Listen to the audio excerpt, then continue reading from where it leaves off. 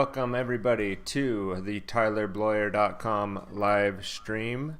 Today we are doing a little bit of a random live stream event. I will be manning the controls and monitoring the sounds and the bleeps and the bloops. I have some people here with me today. I'm just going to make sure my audio is coming in all right on this monitor here. And today is a special event. I decided, rather than try to produce a walk and talk and do all that I would just go live, which of course ends up being just as much production time as doing a walk and talk, how things work out when you're a little rusty behind the wheels. I do have some friends here with me, so I guess I do need to wear this so I can hear them. I'm going to bring them in here in just a second. But just talking a little bit about updates that are going on with me. I have a lot going on within the Stones Media Network, getting the framework structured and built to be able to get the production company going, as well as the partnership with Autonomy Unlimited while doing this, and working with the people in Autonomy and building a team there.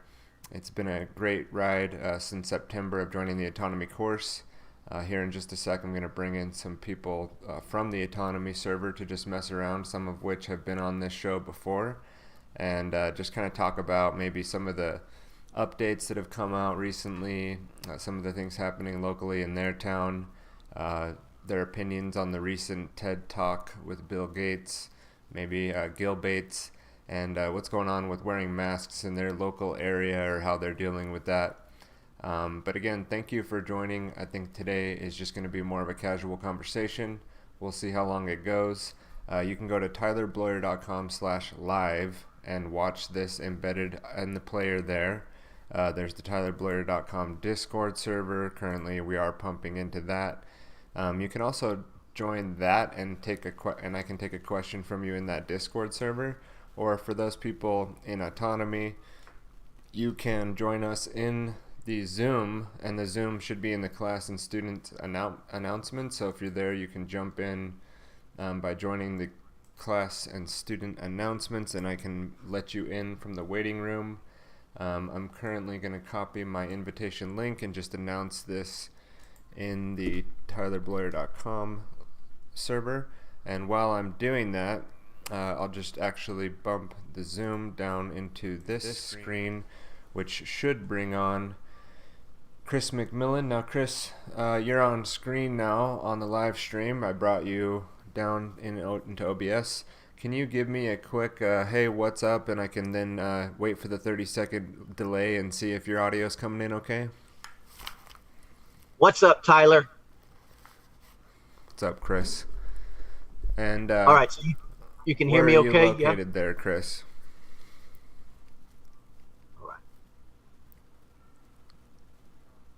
Just listening to your audio on my live stream. Do you want to let us know what you're up to today, Chris?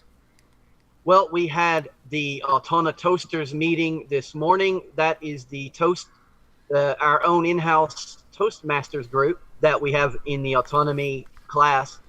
And I think it went well. My role this morning was the secretary. I think it was a disaster, but we're learning as we go, but luckily we are led by Agnieszka, who's very experienced in the Toastmaster world, and she helps us along. She's very patient with all of us.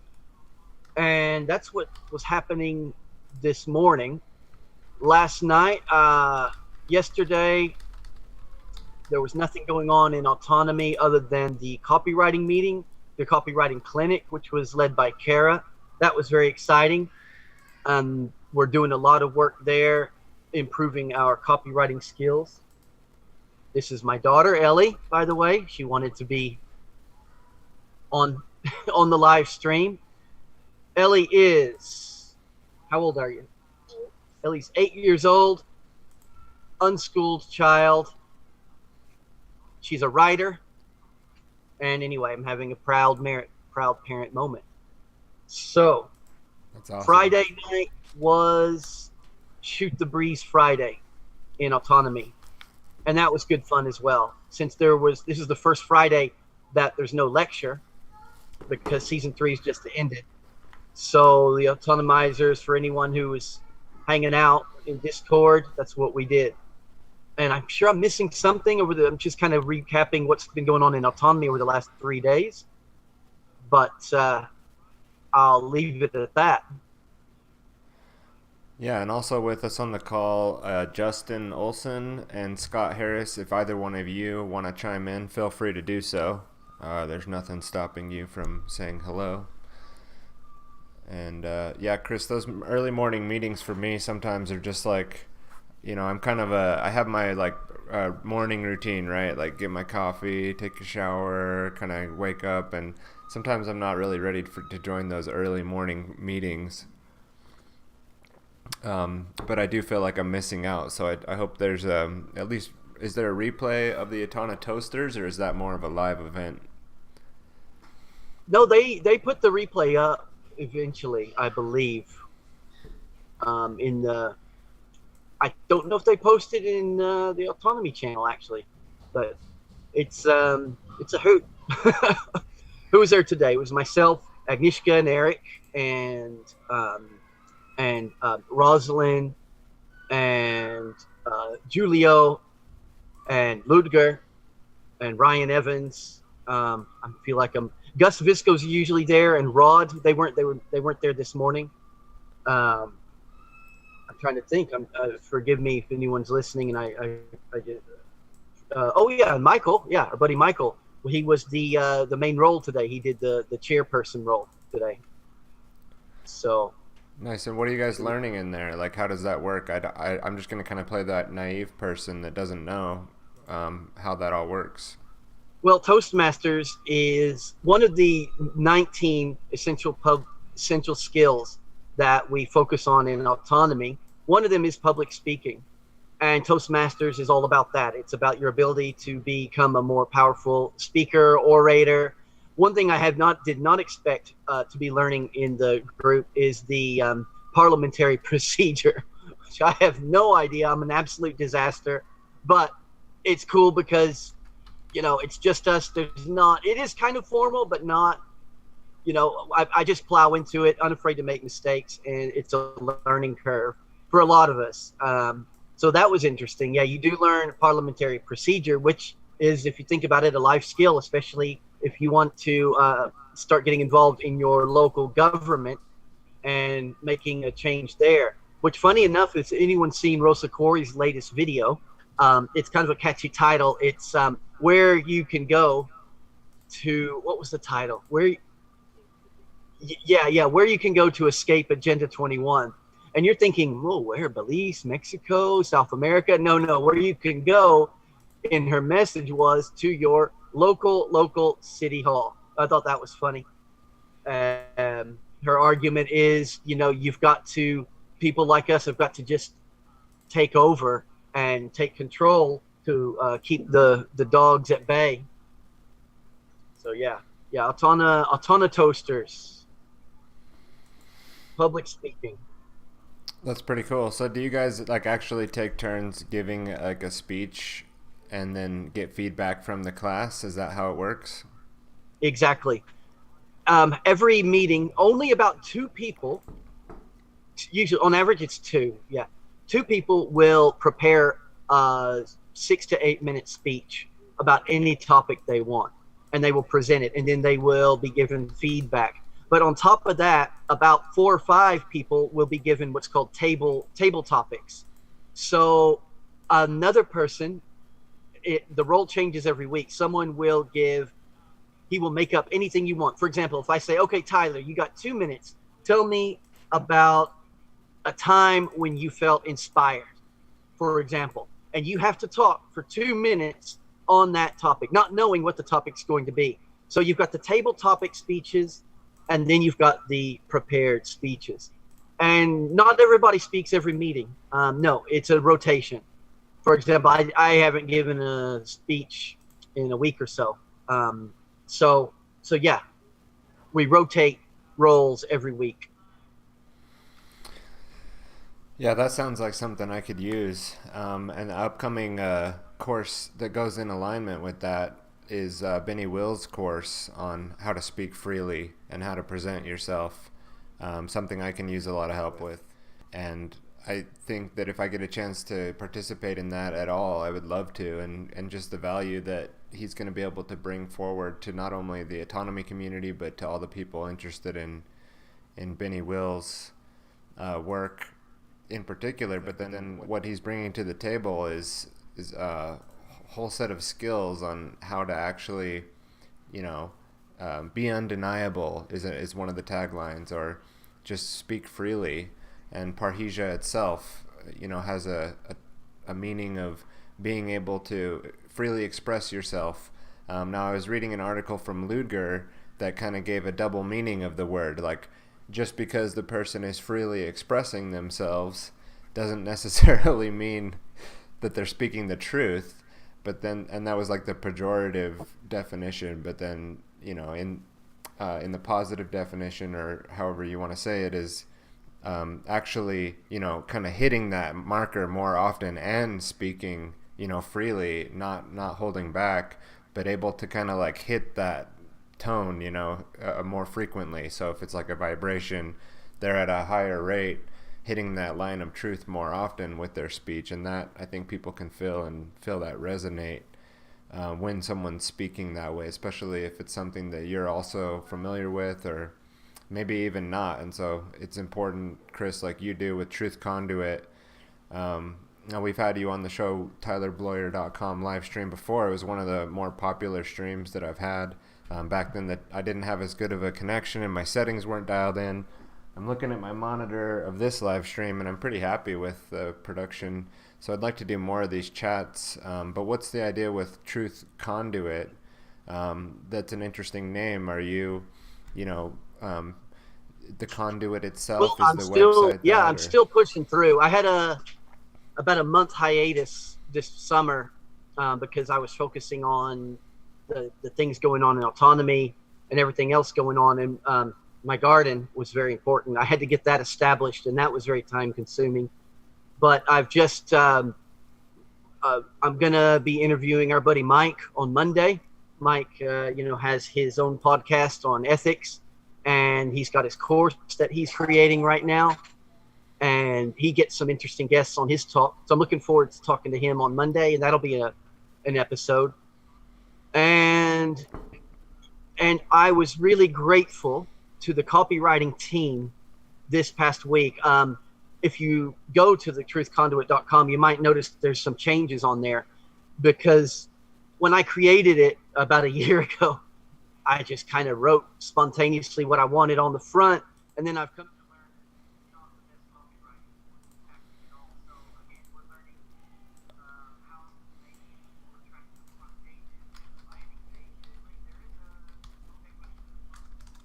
And I was really fortunate this past Saturday on the copyright week, and I had a call with Agnieszka as well this week, going through that, and she really tore it up and put it away. And I'm still making changes. I haven't applied all of them, because the actual writing part of it I was able to change, but there's a few when it comes down to my ability to website. It's kind of a skill that we're always working on and stuff on. So just always improving. And on the point of public speaking thing, you just got to get rid of your scarcity mentality. Just do it and overcome the fear. That's a big, what we're doing in Toastmasters as well, is don't be afraid to make mistakes. Just the more mistakes you make, the sooner you're going to get to where you want to go. That's an important overlying concept that we always have to keep in mind as we push through. Yeah, Chris, I'm going to share the screen to show your website. Just give me 1 sec so I can get our audio. I didn't set this up properly, so I'm going to put my audio on the next screen where we can show your website to the live stream. So just give me about 5 seconds here. Yeah.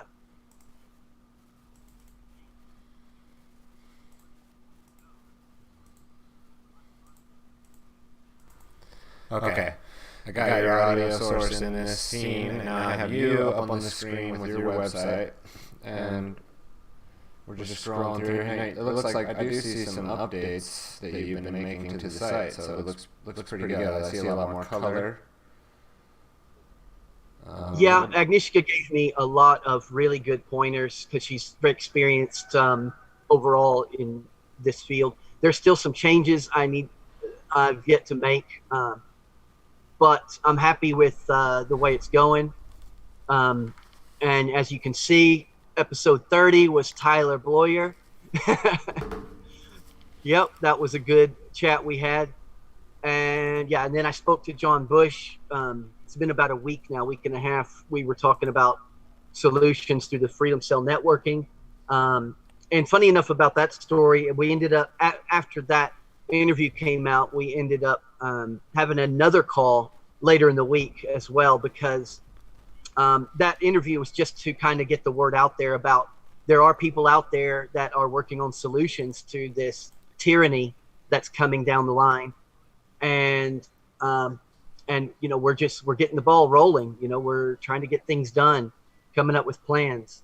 So yeah, I'm not really at the moment talking to anyone else as far as possible. But I've reached out to a few people I haven't heard back from, but yeah. So you think it's a bit more colorful than before? Yeah, Tyler. Yeah, and I watched your interview with John. I thought that was great. I love your intro and outro theme music. I think you should keep up with that.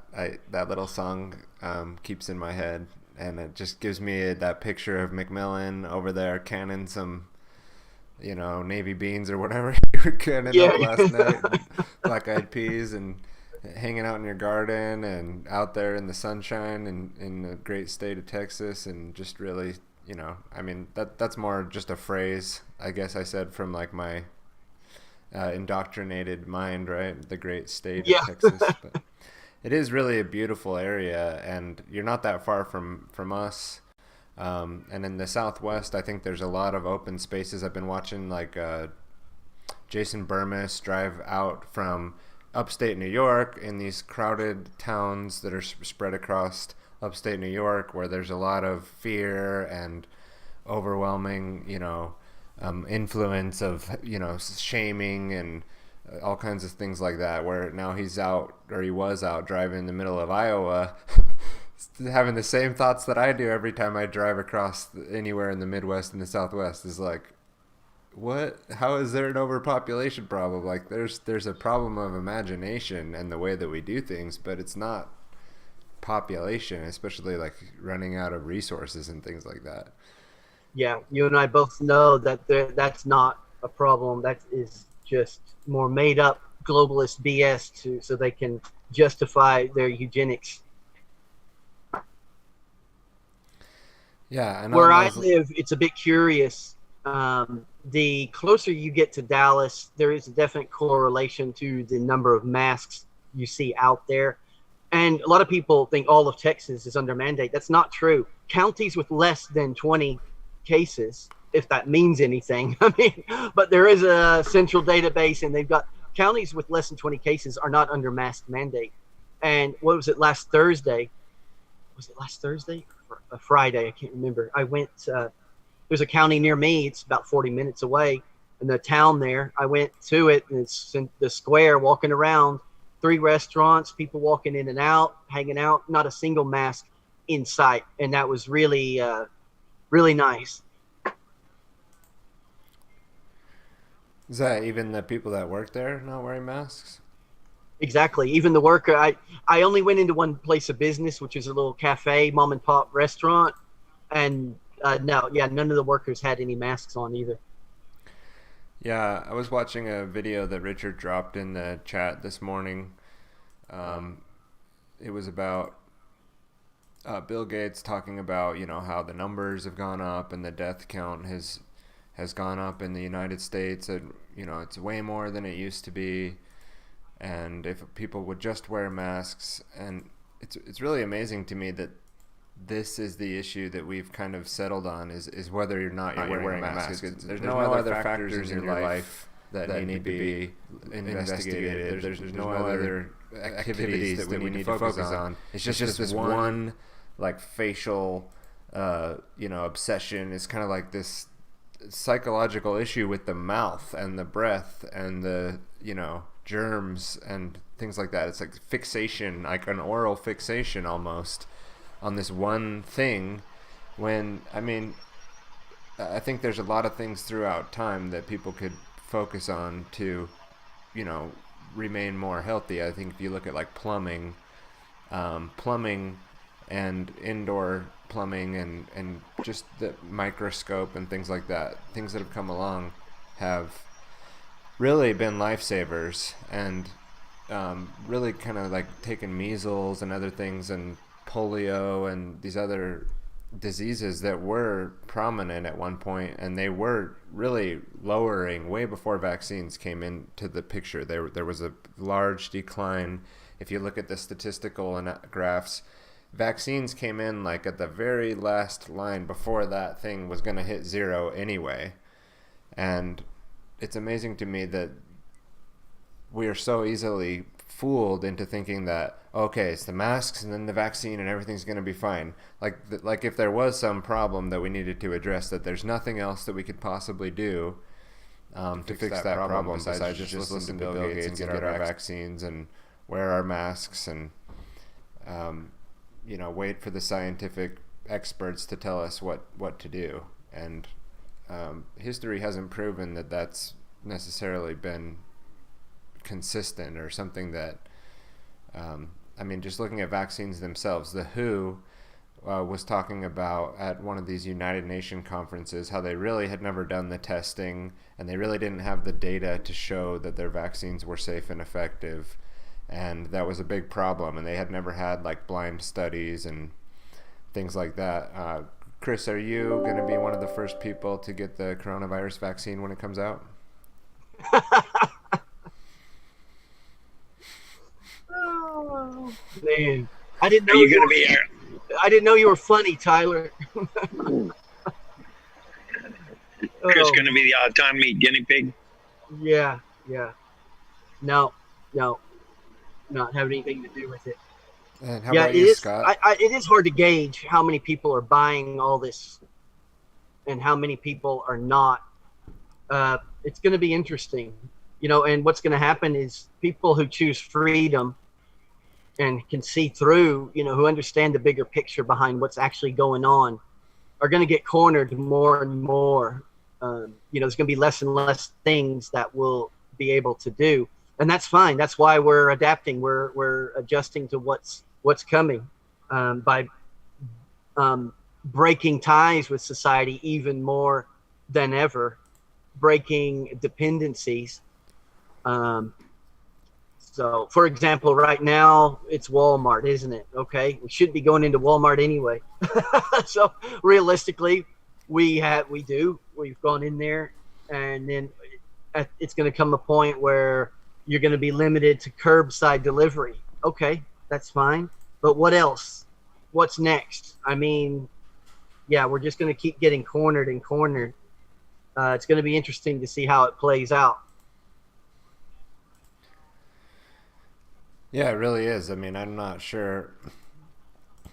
It's kind of like one of those situations where I'm really not sure if struggling against it is going to be effective in the long run. Although I don't say that we shouldn't do that, and I'm not saying that we shouldn't put up a fight. But it does seem like there is an agenda that we're headed towards that doesn't have a lot of room for options. At least in the people that are pushing the agenda, it doesn't seem like they're leaving a lot of space open for options. Now, at the moment, yeah, there's plenty of ways to get around things, and if we understand some philosophical concepts, or at least we're operating on a certain ethical or moral principle, we can still choose what not to do and have our free will decisions still intact to be able to say, I'm not going to do that. And even if there were a threat of violence, that's still a choice. But when they want to get their little chips inside of you, and what I think this is really kind of about is not a vaccine for a disease necessarily, or a virus, but a vaccine which will be, field upgradable, which will have remote software updates, which will implement a lot more than just health concerns. In their eyes, it's saving us because we're tracing and tracking everyone now, and we're able to update our databases with the latest activities from so and so, and the fact that he's not vaccinated, now we need to go get his kids and whatever. I think that's where it's headed, but at the very moment, it's still a matter of public opinion. So if enough of the public refuses to go along with even just like the wearing the masks thing,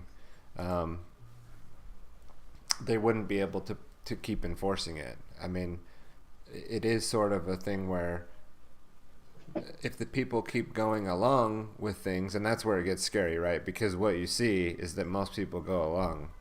Yeah, With what's that's going why on. I just refuse to wear a mask. I won't put myself in a situation where I have to at this point. And the funny thing is, back in March, when we weren't sure how dangerous, did they actually, the question was, did they actually release something dangerous? We didn't know. And I probably would have worn one around back in March if I had had one. Until then, it became fairly obvious. It didn't take long to really, looking at the CDC's own data and sites like the Swiss Research Center. It didn't take long to figure out this is a bunch of BS. This thing is, okay, for some people it's dangerous, but there are other things worse out there. It's not about the virus. When that became obvious, now, the masks are just a compliance psyop, if you ask me, and just conditioning people to go to do what they're told in preparation for whatever else is coming up. Hey, you had a mug up on the screen earlier, Chris. Can you pull that mug up for us and show us who that person was? Man's got to do what a man's got to do. Now, isn't that some kind of racist thing? Oh, I don't know. It's just a John Wayne mug, so if they want to go after John Wayne, that's... Hey, Scott, weren't you telling me they were going after John Wayne? No, I don't know. I don't. The airport deal. What happened? Yeah, what was that all about? Can't remember what city it is. The John Wayne Airport. They're trying to change the name of it because he has a racist background. I forget. Somebody put it up, and I read an article about it. Yeah. I mean, it's ridiculous. It's Let me run this by you guys. Tell me what you think. Okay.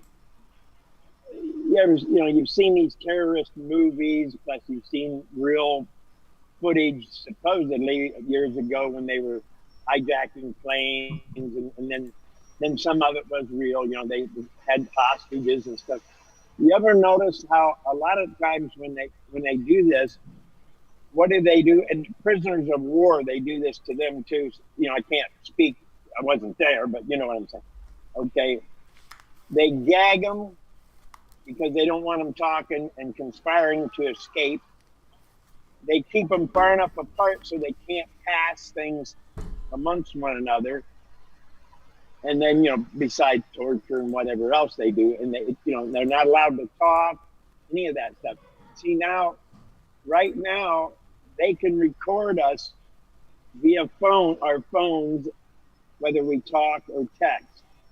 But if we stand together and talk with one another, they can't record it. Okay, but if we got masks on, then it's all the harder we can communicate, and especially if we have vision problems or something. Some people, they kind of hearing problems. They kind of can hear you somewhat, but they'll read your lips to make sure they're, you know what I'm saying? I have that problem myself where I can understand you a lot better if I can see your lips while you're talking. I'm sure everybody's that way, but anyways, so they're just treating us like prisoners, slaves. It's just an analogy that I come up with. It could be wrong. Yeah, no, it's like cattle, and the livestock references are sort of fitting when you talk about the sheep and the treating us like cattle. I mean, people are being herded.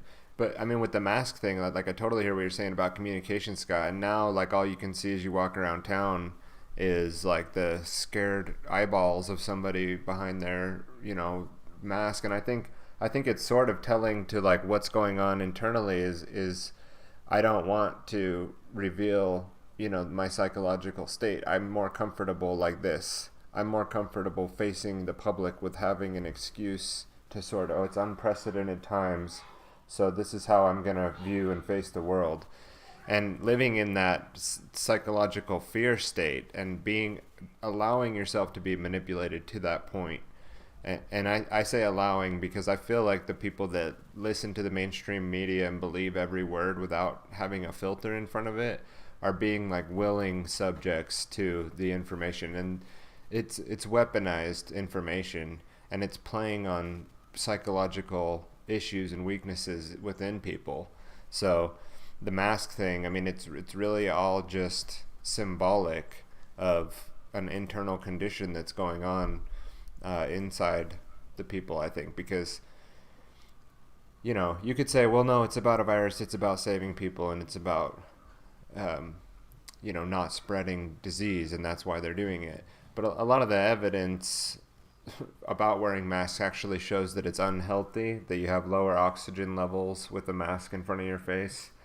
They're really made for like certain conditions in like a clean room in a surgical environment where that one spore of, or that one little droplet of some kind of saliva really could cause a problem in a sterile environment like that, where you're going to be sealing up a wound and you don't want any outside particles in there.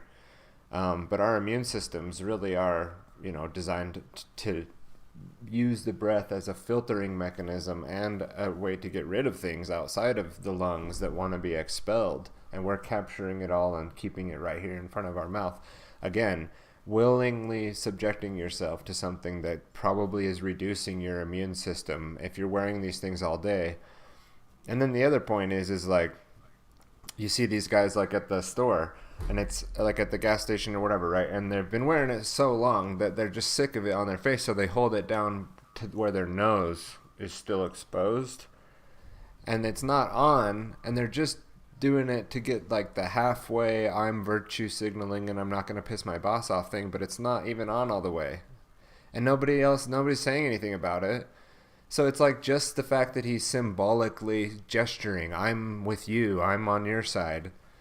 Yeah, that's a great point, Tyler. It's ridiculous. These people, that are, because when the mask is halfway on, and you see it all the time in the people in the workplace and all that. If there actually was something to spread around, these masks are ridiculous.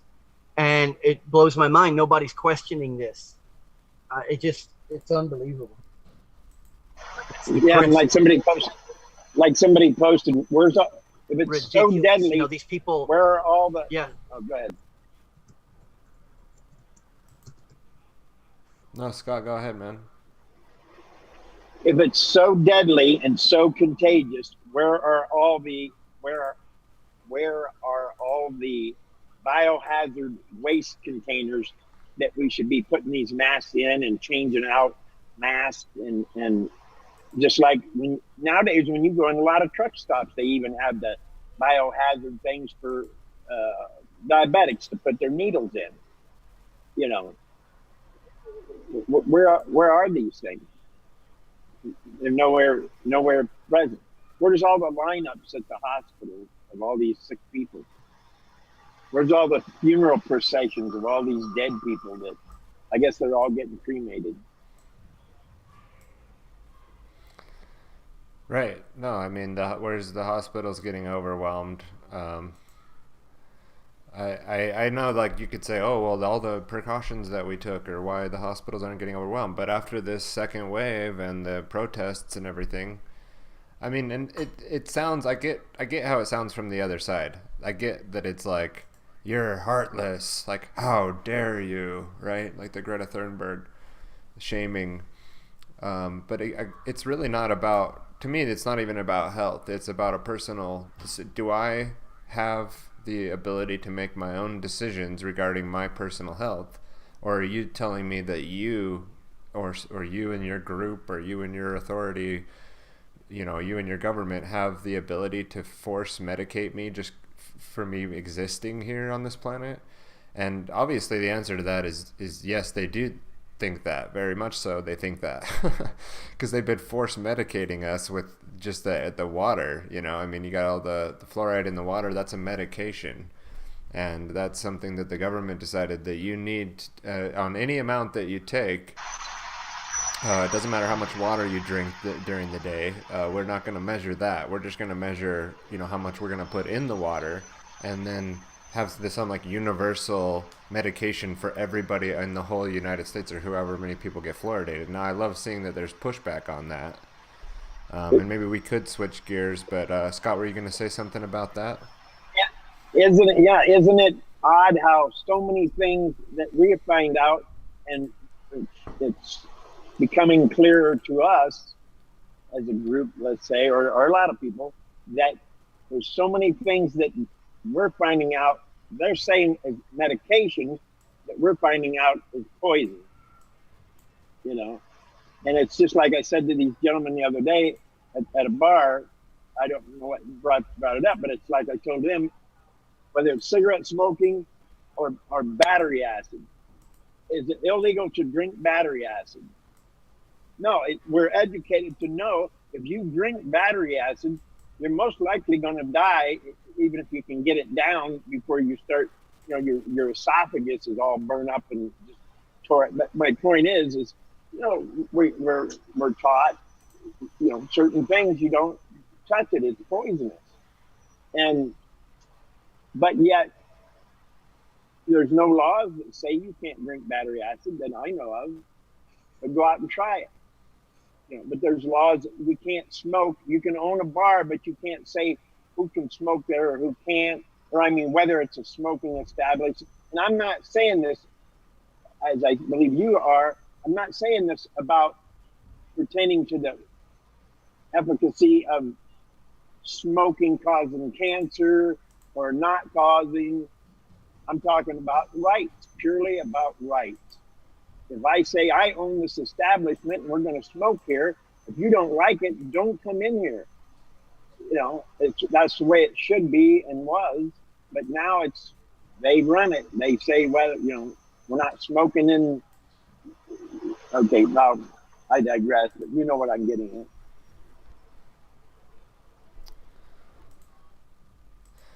Hey, yeah, and we don't like any flies on the wall. Justin Olson, do you want to chime in on that? Just give us your 2 cents on your area, where you're at.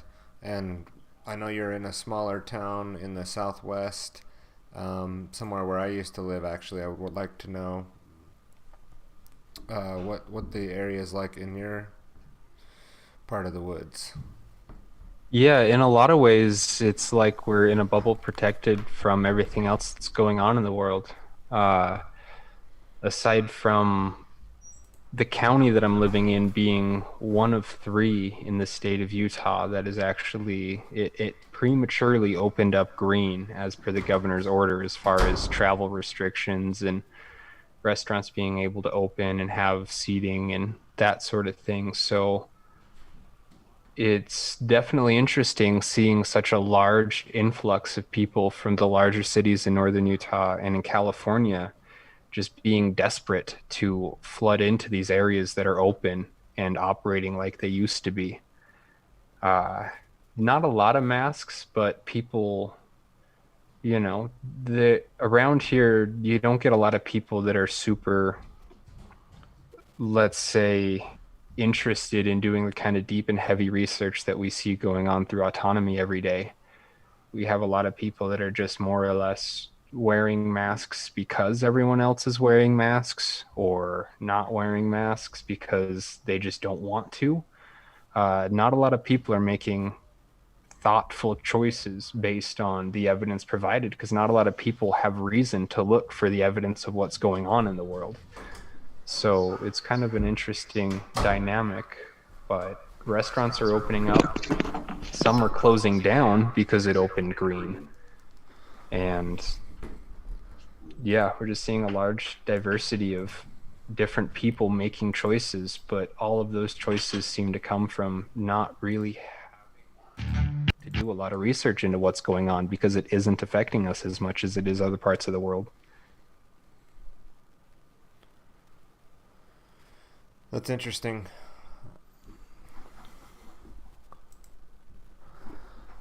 Yeah, where I'm from. Here. What are you saying, Chris? On it. No, there's a lot of pushback here on it, so that is good news.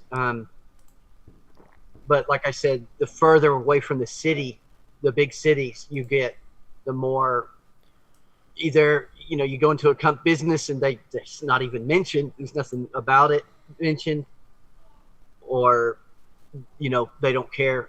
You might be the only one without a mask, but nobody says anything to you. But yeah, the closer you get to, in my case, I'm near Dallas, the stricter they are, and the more people you'll see with them on.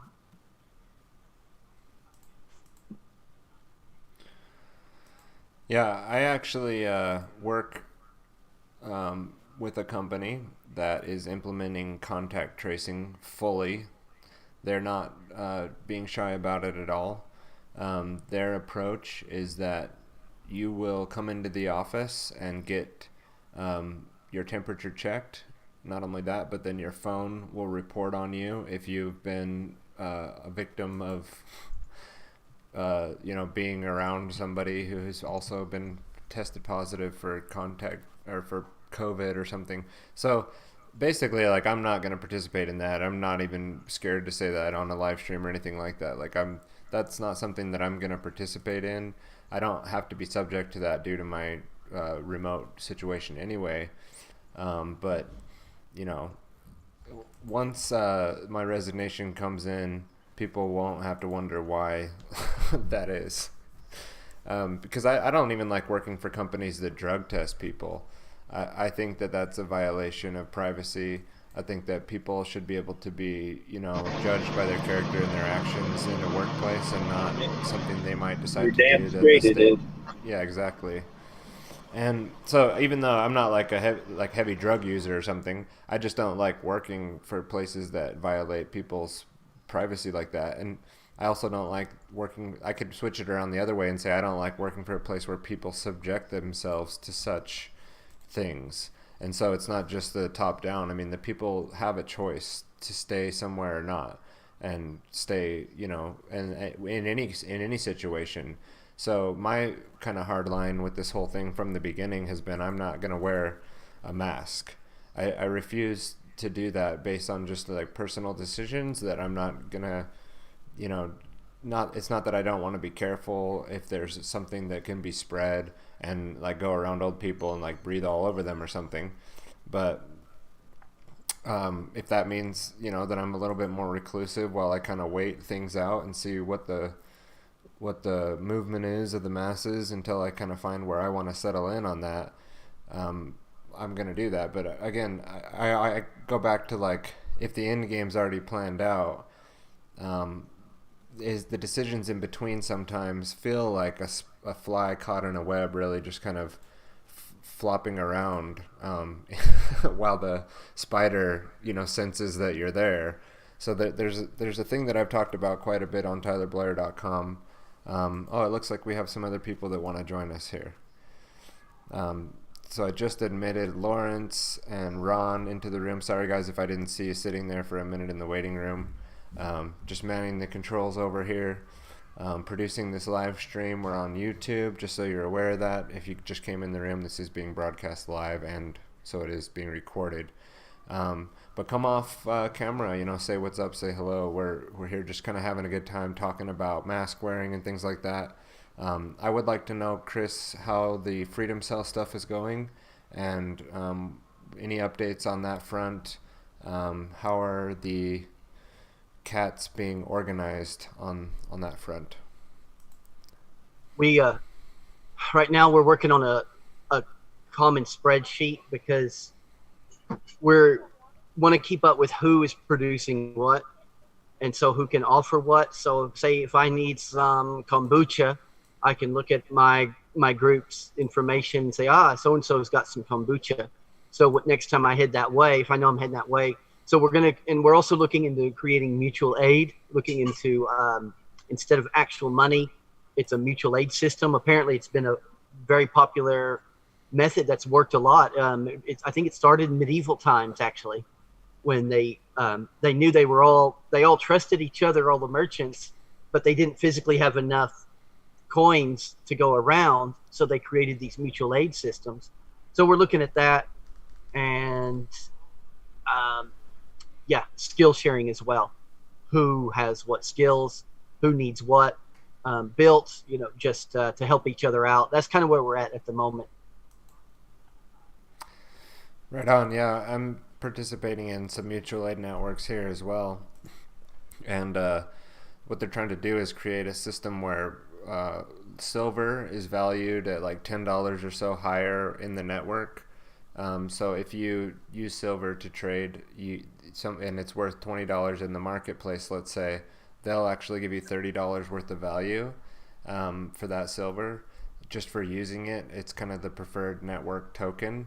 And then if it's remote, though, and you need to be remote and can't utilize silver, which, Lawrence brought up some interesting points last night about a guy that he follows online. Maybe Lawrence wants to give us a quick update on that person and how he facilitates getting donations. 'Cause I've always kept a model of like, I don't want to ever be reliant on YouTube or any kind of like crowd sourcing for my income.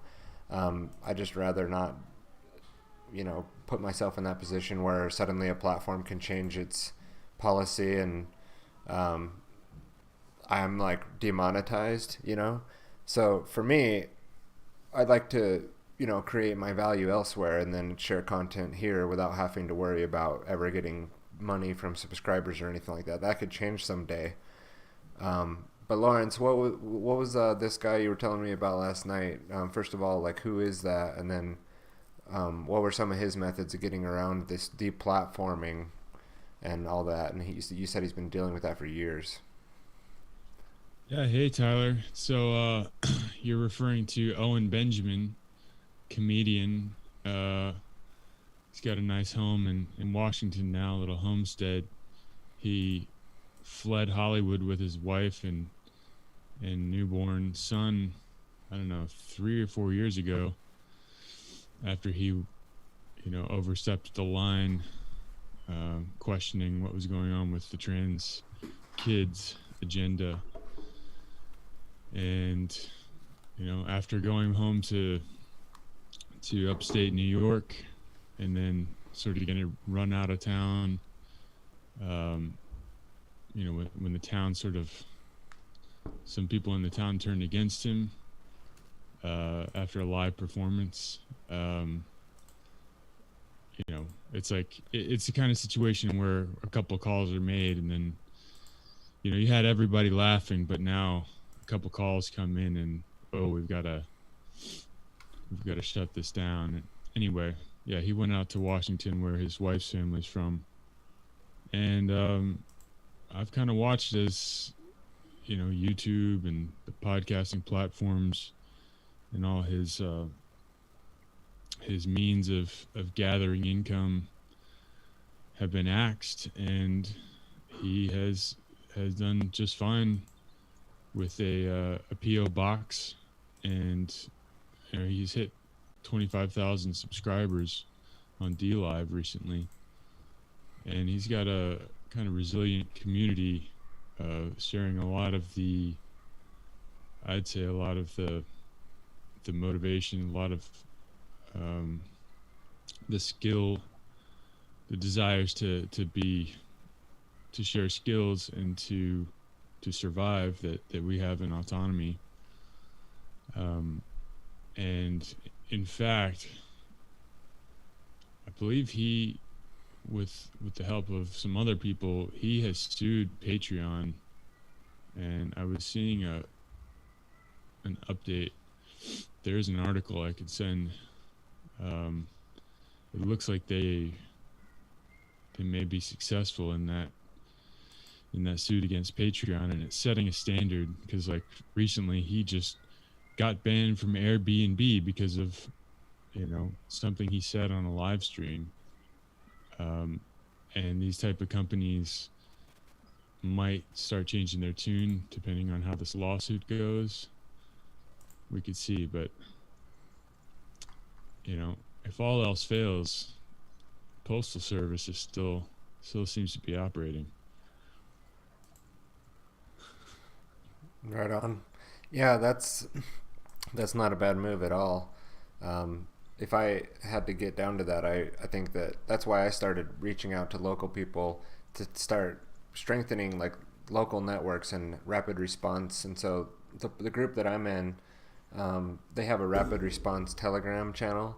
And so if there's an issue with somebody locally, having an issue with their vehicle or anything at all, maybe they're having a drug overdose or they just need somebody to come sit with them. We've seen a few things come out since I've been in this network, and sometimes maybe there is a reason to involve more official channels to get assistance with, but a lot of the time things can be solved just with, as long as you have that local outreach and people to reach out to. And maybe you don't want to involve, obviously there's a lot of scenarios where you don't want to involve the authority figures in the situation. So for years and years, I've been using Cell 411 on and off. I've had groups in there locally that we keep each other up to date. I've had it installed on phones and not installed, and I don't keep up with the latest on it. But yeah, like you're saying, Lawrence, like there are alternatives, and one of the things I'm working on right now with Content Safe, and their idea is to have like a deplatformed.com or deplatformed.co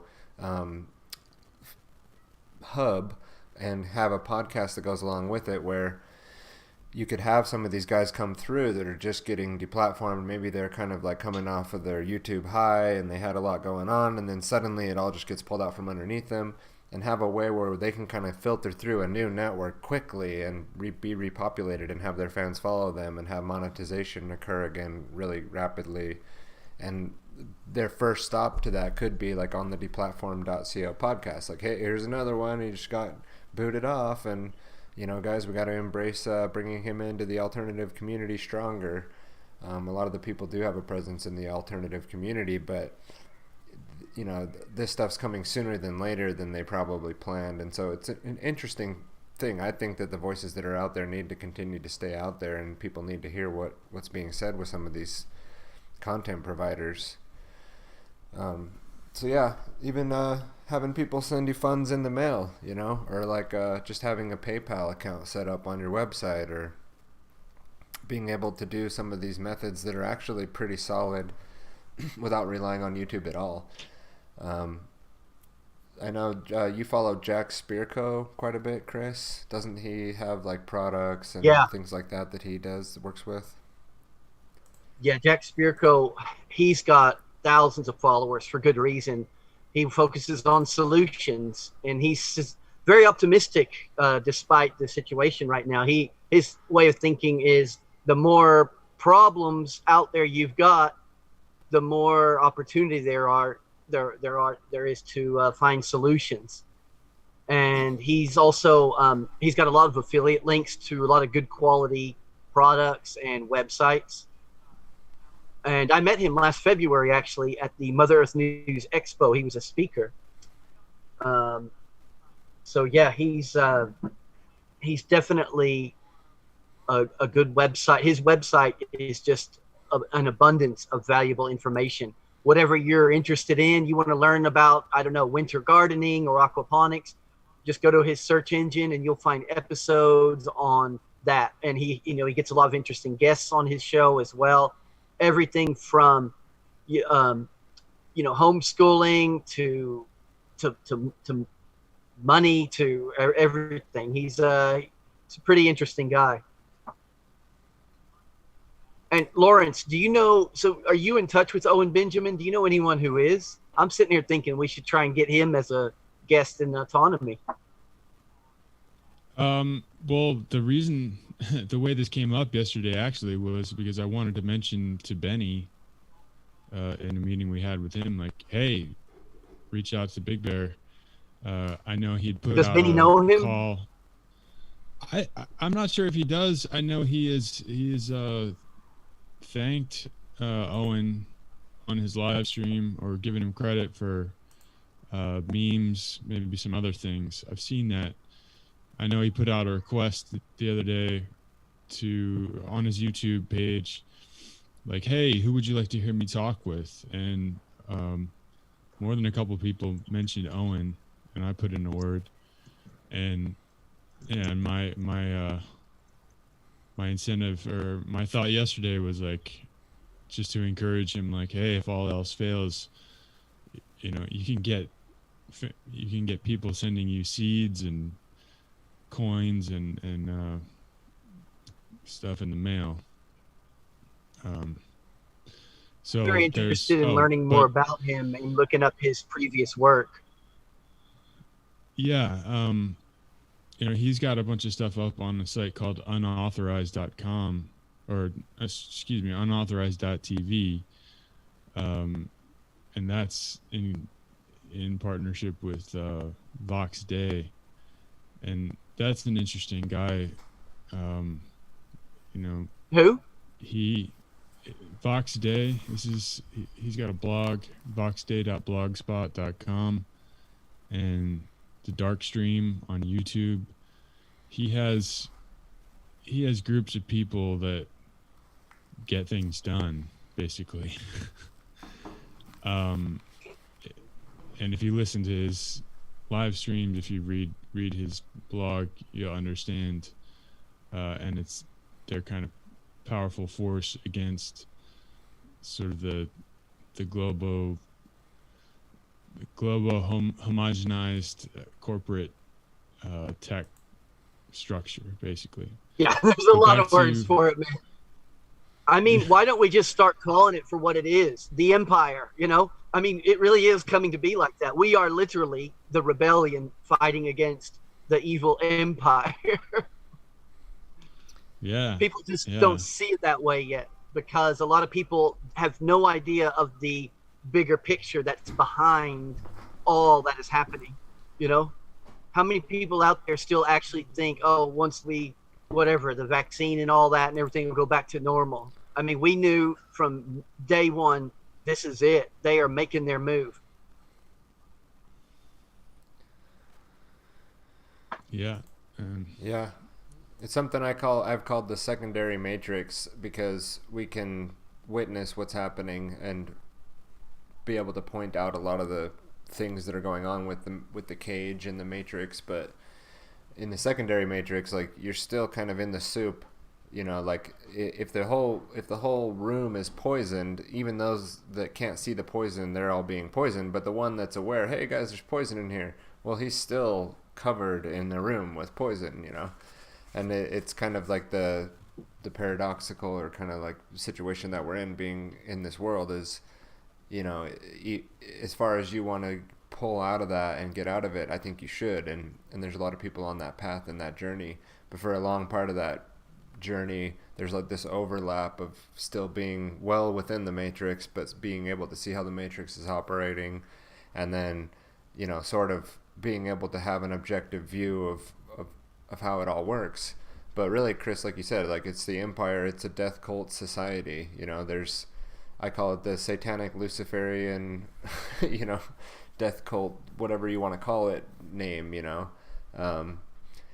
It's something where people are actually given a value system from eugenicists, and then operating on that worldview without really fully recognizing or understanding that they're in sort of an anti-human worldview and sort of a hatred for humanity mindset, with a lot of the stuff that's being pushed, like the Green Revolution, or even the overpopulation. They're linked one and the same. And now this thing of just social distancing, you know, keeping your distance from other human beings, being scared all the time of nature and how it's going to come get you. So again, nature being like connected to us very much so, and what we are, I mean, we are part of nature, but we're supposed to be really scared of it. We're supposed to be frightened to death, and not we're supposed to distance ourselves from. Well, that's really distancing ourselves from ourselves, you know. And that's more of what it's going on here. This wall that was constructed. Again, what I always go back to is that it's a psychological wall, and they were really just dividing us further. I mean, whatever happened with all the Russiagate and all that stuff, it caused all this pain and panic in people, in the hearts and minds of people. And then there's been, since 2020, I've not heard really like anything about it. Not that I was like following it closely, but that to me seems like more shock and trauma. Like you're just traumatizing the public. Oh, here's this thing you need to be really concerned about, and then it just kind of goes away. I think people wonder, like, in the back of their mind, like, they know that that's not living in integrity to even the information that they're, like, trying to buy into. And that is a subtle slight to the self-esteem, you know, when you can't even keep up with the stuff that you are being told to be passionate about. I know that's getting a little bit, you know, looking at it from multiple angles, but it's like, I feel like the people that are following the propaganda really just kind of being dragged behind a truck, you know, tied to the bumper, and just like wherever that truck's going, you're going with it, kicking and screaming. And, you know, they have their fake smiling Prozac smiles the whole way, you know. What's up, Igor? How you doing? Hey, Igor. Yeah, I was going to say Igor's here. What's up, guys? I saw the invite. Thought I'd drop in before the masses come banging on my door to buy a house like they're going out of style. Nice. So the market, people are buying a lot of homes? Dude, it is stupid. It is so scary. It is the biggest demand since before the housing market crash, at least in Las Vegas. Why do you think that is? Interest rates are 2.5% on a VA and FHA. That's a big one. Number two is this virus crisis has shortened people's time frames in highly populated urban areas, and it lit a fire under their ass. So if they were thinking about, you know, okay, we'll move in 2 to 5 years, get out of the downtown and go into the suburbs, it just became now. And another thing is, dude, I'm seeing is, I'm 38, and a lot of the younger crowd, like millennials, are getting into the market, and most of them are in, you know, remote work jobs, IT jobs, that type of stuff. And the big demand in Las Vegas is from the Bay Area, Southern California, and Eastern Seaboard too. So a lot of millennials in their mid to late 20s, early 30s are you know, flying into Vegas and looking for homes in suburbs too, because they've spent the last 5-10 years renting a 1-bedroom apartment for $3,000 a month, or, you know, $3,500 a month downtown San Francisco or Oakland or New York and stuff. So it's just a combination of things, but it's pretty incredible. I'm having the best 3 months in my short career in new home sales over the last 4.5 years. So.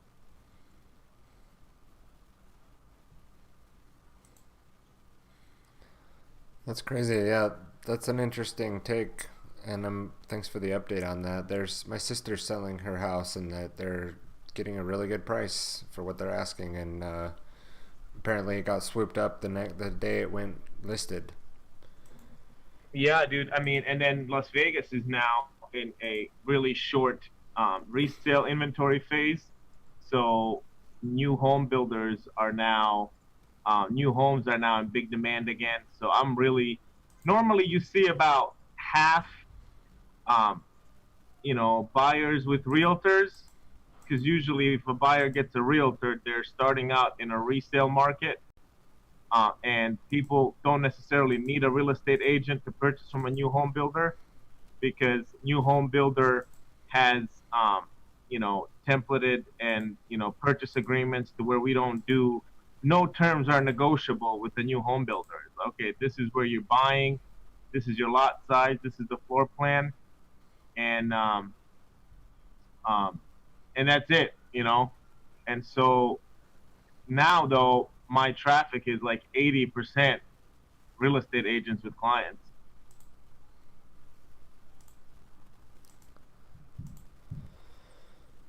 How about the Strip? Are they pretty active there now, or is it shut down still, or what's going on with the Strip? I mean, that fucking libtard fuck is dangling the recurring, whatever you call a shutdown, over everybody's head. But I don't think they'll touch the casinos. But it's over everybody's head. So they just take it out on the little guys. So they're shutting down taverns and bars, under the guise of, like, if you're not serving food, they had to be shut down for a week again. But people are over it. Like, they're sending out, and I've never really looked into the legality of this, but apparently the word on the street is they're sending out OSHA inspectors to see who's complying with governor's orders or mandates.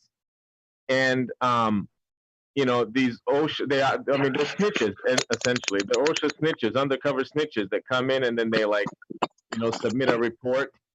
And so the biggest thing is like, businesses are scared to get their license taken away, so they're enforcing, the mask wearing and stuff. But people are so fucking over it, it's ridiculous. Even the owners are like, yeah, just put it on so you can get in. When you sit down, take the fucking thing off.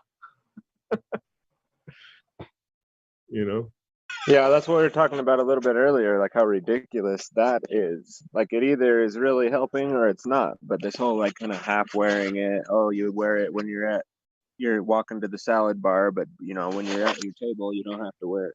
Well, then it's not as deadly as they're telling us. Dude, there's nothing to do about it being deadly. At this point, like, for example, here's the rule for real estate agents and sales offices: no more than 3 people per party in a model home, and no children younger than 12 allowed in. Face masks to be worn at all times. Okay, so what I've done is I'm like, fuck them. I just basically greet the people, because we are, even on Friday we're given a big stern talking to. This is no joke. This is your, this is your employment. If you don't have a mask on, if you let more than 3 people in, we could get shut down, and you could lose your job, right? So they're threatening and shit. So what I do is I see out the window, so I'm seeing who it is and how it is, right?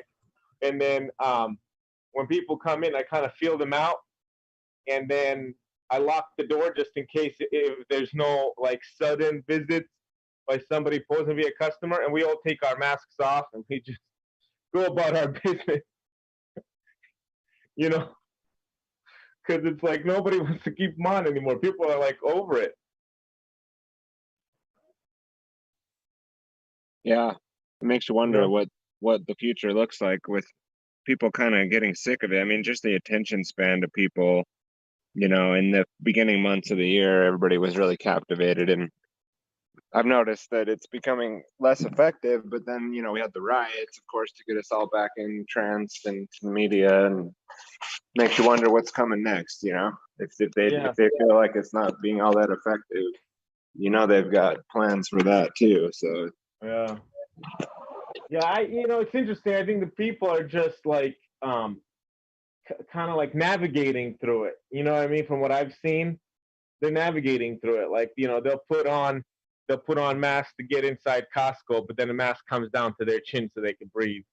And I was cashing out at Costco the other day with my mask down to my chin, and the cash register clerk, I've known her for a while. She's been at that Costco forever, and she's like, "Fuck this bullshit! I don't believe any of this bullshit. Her mask is down to her chin." It's all fake. If this was fucking lethal, we'd all be dead by now. Sharika and I are talking, and it's like, so people are just kind of navigating, right? The minimum, whatever, you have to have shit posted. If you're a licensed business in the state, you have to have the, governor's directive or reference to a governor's directive posted, and, notify people. But, once you're inside, nobody's like chasing people, making you comply or all that, you know. Everybody's kind of just like, and to be honest with you, no, so there's no law, there's no legal authority in any of it, and no, the only quote unquote enforcers are OSHA snitches, and they don't necessarily enforce, they just come through and they rank somebody based on whatever fucking checklist they made. But cops are explicitly like, oh, my retired cop buddies are like, dude, fuck that, we're not fucking with that, we're not even showing up when they call us, because you know some stores threaten you with 311. And cops are like, yeah, dude, we're not messing with that shit. Dude, nobody's breaking any laws. We're over it.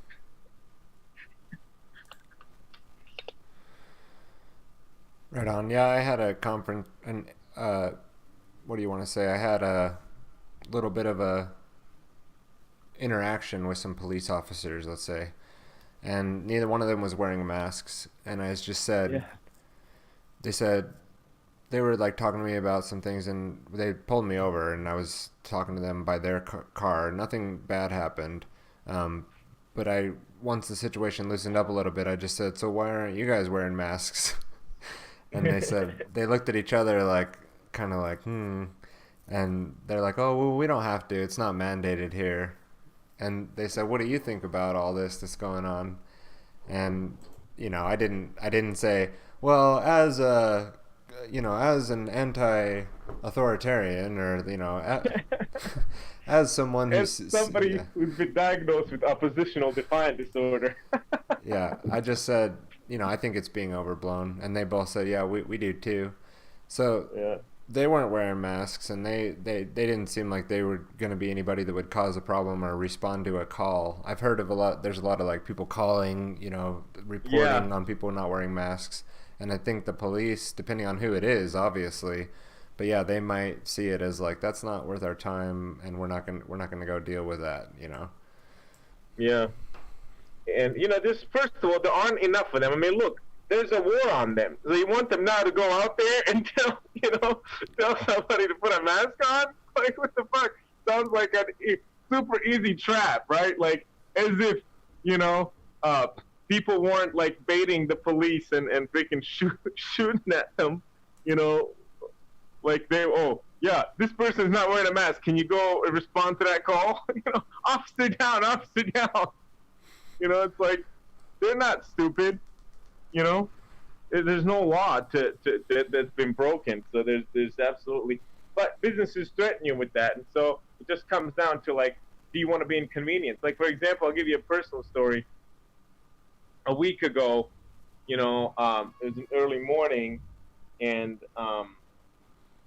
you know, it was right before work, and I was out doing a soccer training with my son, and my wife texted me, and she's like, can you go get, you know, some stuff at a grocery store real quick? And you know, I had to be home by a certain time, so I get ready to go to work. So I go into the grocery store without a mask, and a kid is like, sir, I can't let you in without a mask. If you don't want to wear a mask, you can make an online order. I said, how long does an online order take? Well, you know, just like usual, it's, I don't know, 20, 30-minute pickup time. I said, dude, I've got 15 minutes. I got to be in and out of here. He's like, well, sir, I can't let you in, and if you refuse to wear a mask, I have to call 311. And I'm like, I can argue with this guy, or I can go get the fucking 2 boxes of oatmeal that my wife asked me for. So I asked for a mask, I put it on my chin, and I walked in, you know? So I think that's what they're counting on. It's just the convenience aspect. Like, I got to be at work. Am I going to spend the next hour, you know, waiting for a cop not to show up, you know, to show you that nobody's going to show up, you know?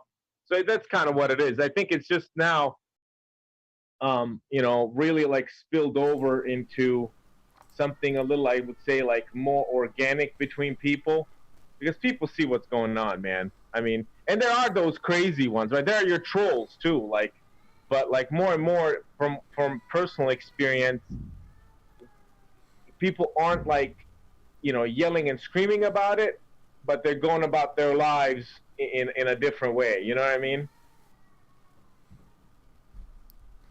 Yeah, totally. Yeah, and it's interesting to watch, and it's interesting to comment on, and I want to, continue to work with and talk with and communicate with people that are like-minded like yourselves, and I appreciate everybody coming on and joining in. This was a live stream on my YouTube channel, Igor. I didn't know if you knew that. Oh, nice. I did tell That's some cool. other people as they came in. I think I forgot to mention it to you, but we're just kind of testing some things out, seeing how the response goes, just having people trickle in and have a casual conversation. It's been really fun. We've been going for a while, and I know Chris is really busy, and Lawrence is really busy, and Scott's on the road. But I'll give everybody, a second to chime in and say their closing thoughts, and then I will get the live stream closed out. We can continue our conversation on Discord. Again, tylerbloyer.com/live. You can see these live streams there. There's a subscription. You can drop your email in and get updates from me. These guys here with me, we're all familiar with each other from the autonomy course. If you're interested in getting autonomy for yourself, there'll be a link in the probably on my website with this post. I'll post it up on a link there. But Chris, any plans for the day that involve gardening with your chickens, or do you have chickens? I do. No, my plans for the day are just to rest and take it easy. I was canning last night. I was up very late chatting with Lawrence and Scott Harris, actually. And no, I'm just going to rest and plan my week, and that's it. I got enough gardening done yesterday, but it's such an important life skill. Grow your own food, teach your own kids, make your own whatever it is, man. I like that. You should put that on your website. Grow your own food, teach your own kids, make your own whatever it is. Well, I usually say it in a shorter time. I just say grow your own, teach your own, make your own, because if you don't, you're going to be in big trouble in the near future, because they're coming after you. Thank you very much. And Lawrence, what are your plans for the remainder of the day? Are you going to be researching computer hardware, or how's that going? Well, it looks like a tower just arrived a few days early. So yeah, I'm gonna have to go ahead and purchase another piece. That's one of my goals for the week. So I'll be doing that. Probably do a little cleanup around with the chickens. I think I'm gonna tune in. There's another show that is just kicking off that was giving us some props there, and this has been fun. Sorry I didn't make it earlier, but appreciate the opportunity to chime in and do a little live streaming. I guess this is what it feels like becoming the true media. This is one step. We're working on it. This live stream platform that I'm kind of building needs some work, but this was a spur of the moment thought. I thought I need to get out and do my walk and talk, and then I was kind of late start, so I try to keep the live stream ready for random times, and that's what's so great about having the community is like I can get a couple guests on, and I think we should do this again. We could even kind of plan it a little better, but yeah, I mean, Lawrence and I are taking Mark Passio's course, How to Become the True Media. We're able to assist him with some of the production on that. There's just courses going on like crazy. It seems to be the new way to learn rapidly, and with these communities, it's really beautiful. Anybody else have a final word? Looks like Igor's still here with us before we jump out. Oh man, it was just cool to hear you all guys and see you all on here. It's been a while since I touched base with my my family over at Autonomy, so always nice to catch up. Right on, Igor. And I think I've met Chris and Igor in person. I still got to meet Lawrence in person, so that's still going to happen at some point. We're not too far away from each other, and I think the plans in the future will converge and things will happen. And we're also going to be headed out to the Jackalope Freedom Festival here in beginning of August. There's a few days at least I'll be spending up there, meeting a lot of people in the community and maybe making some recruitments. There's some people out there I want to talk to about Autonomy Radio. But anyway, yeah, this was awesome, guys. Simple and easy enough to get done. I really appreciate your time and attention, and we'll do this again. We have a guy in here, Matt Freeman, commenting. Matt, thanks for joining the live stream. He said, do yourself, don't expect some soulless organization to do so. I like that one too. Yeah, get it. If there's, get it done yourself. Get out there and take responsibility. The more accountability and responsibility you have to your environment, then the more free you'll be. That's the way I like to say it. All right, guys, I'm going to cut it. I don't have a good title end screen, so I'm going to go back to the live music for a minute and then end the show. Thank you. Everybody have a great one.